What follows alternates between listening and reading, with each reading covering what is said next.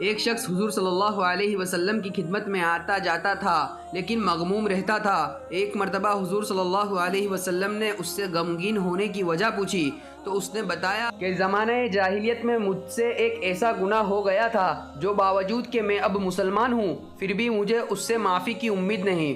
وہ یہ ہے کہ میں بھی ان لوگوں میں سے تھا جو اپنی بیٹیوں کا قتل کر دیتے تھے۔ میرے یہاں بچی پیدا ہوئی، میرے بیوی نے سفارش کی کہ میں اس کو چھوڑ دوں، قتل نہ کروں۔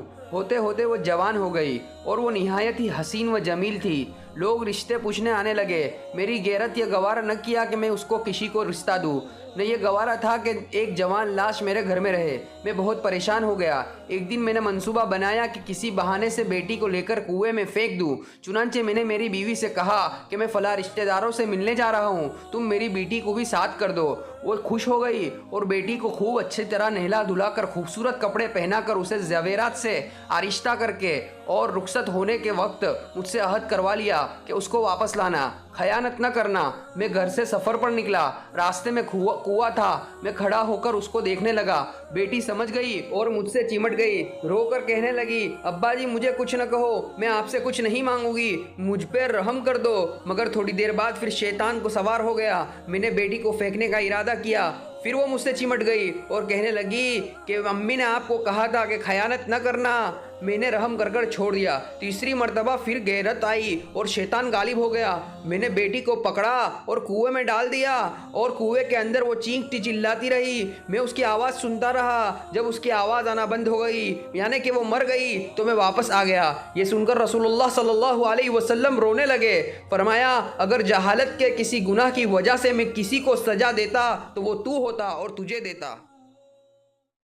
ایک صحابیہ کے یہاں بیٹا پیدا ہوا۔ شوہر جہاد پر گیا ہوا ہے۔ جس دن شوہر کو آنا ہے تو اس دن چند گھنٹے پہلے بیٹا فوت ہو گیا۔ اب پریشان بیٹی ہے کہ خاوند اتنی مدت کے بعد آئے گا اور یہ جب معلوم ہوگا کہ بیٹا فوت ہو گیا تو اسے کتنا صدمہ اور رنج ہوگا، دل میں افسوس ہوگا، کاش کہ بچے کو زندگی میں آ کر پیار ہی کر لیتا۔ جب صحابیہ رضی اللہ تعالیٰ عنہ بہت ہی پریشان ہوئی تو اس نے بچے کو نہلا کر کپڑا ڈال کر چارپائی پر رکھ دیا، کسی کو خبر نہ دی۔ خاوند گھر آیا تو پوچھا کہ کیا ہوا؟ بتایا کہ اللہ تعالیٰ نے بیٹا دیا ہے۔ پوچھا کہ میرا بیٹا کہاں ہے؟ کہا کہ وہ یہ سکون میں ہے۔